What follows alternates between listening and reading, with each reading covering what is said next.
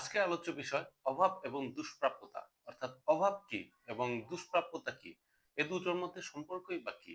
আর কেনই বা এ দুটোকে অর্থনীতির মৌলিক সমস্যা বা মৌলিক অর্থনৈতিক সমস্যা বলা হয়? অনুচ্ছেদ ১.২ প্রথম অধ্যায়, নবম দশম শ্রেণী অর্থনীতি।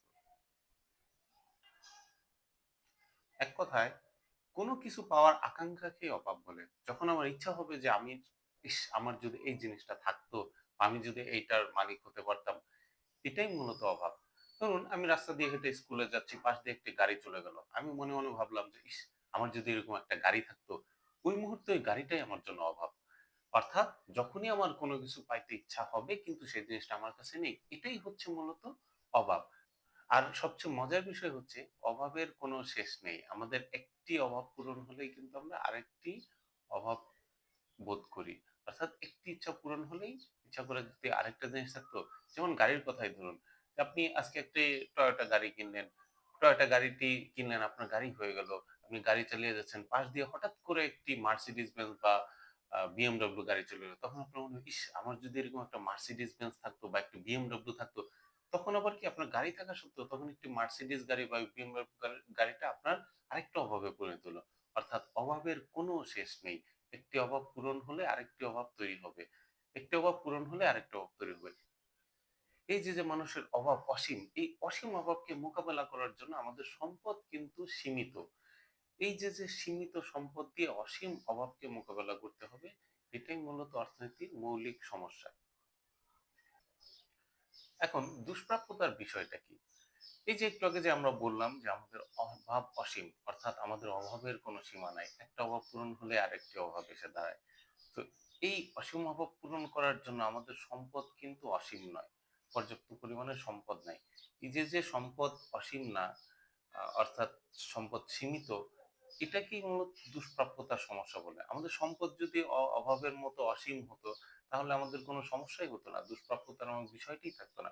যেমন সূর্যের আলো, এর কোনো অভাব নেই। আমরা দিনের বেলাতেই সূর্যের আলো পাবো। এজন্য এটা নিয়ে কোনো সমস্যাও হয় না। কিন্তু অন্যান্য সম্পদ যেটা আমাদের দরকার আমাদের অভাব পূরণের জন্য, সেটা কিন্তু আ আমাদের নেই। এজন্যই এই যে অসীম অভাবকে মোকাবেলা করতে হবে আমাদের সীমিত সম্পদ দিয়ে, এটাই অর্থনীতির মূল সমস্যা। এবং এক্ষেত্রে আমরা কি করব? আমরা অগ্রাধিকার ভিত্তিতে আমাদের অভাবগুলো পূরণ করব। অর্থাৎ ধরুন আমার এখন একটি আইফোনের অভাব, আবার ধরে নিলাম আইফোন হলে সাথে একটি অ্যাপল ওয়াচ হলে ভালো হয়, কিংবা সেই সাথে আমার একটি এয়ারপড হলে ভালো হয়, একটা ম্যাকবুক ল্যাপটপ থাকলে তো আরো ভালো। সবগুলোই অভাব। কিন্তু এক্ষেত্রে আমি কোনটা পূরণ করব? কোনটা আমার আগে দরকার? কোনটার গুরুত্বটা বেশি? আমার চিন্তা করতে হবে যে আমার আইফোন না কিনে শুধু এয়ারপড কিনলে তো কাজ হলো না। তাহলে আমার ১ম এ আইফোন কিনতে হবে। একটি অভাব পূরণ করতে হবে। বা আমার কাছে যদি তখন এরপরে আরো কিছু সম্পদ থাকে, আরো সামর্থ্য থাকে অন্য আরেকটা কিছু কেনার, তখন আমি বাকি ৩ টার মধ্য থেকে আরেকটি অভাব পূরণ করব। এভাবে আমরা কি করব? সকল ক্ষেত্রেই অগ্রাধিকার ভিত্তিতে, অর্থাৎ কোন অভাবটা আমার আগে পূরণ করা দরকার, সেটাকেই আমার আমার সম্পদ দিয়ে সেটাকে আগে পূরণ করতে হবে। এই যে সীমিত সম্পদ দিয়ে আমার অসীম অভাবকে মোকাবেলা করার যে পদ্ধতি, এটাই হচ্ছে অর্থনীতির মূল আলোচ্য বিষয়।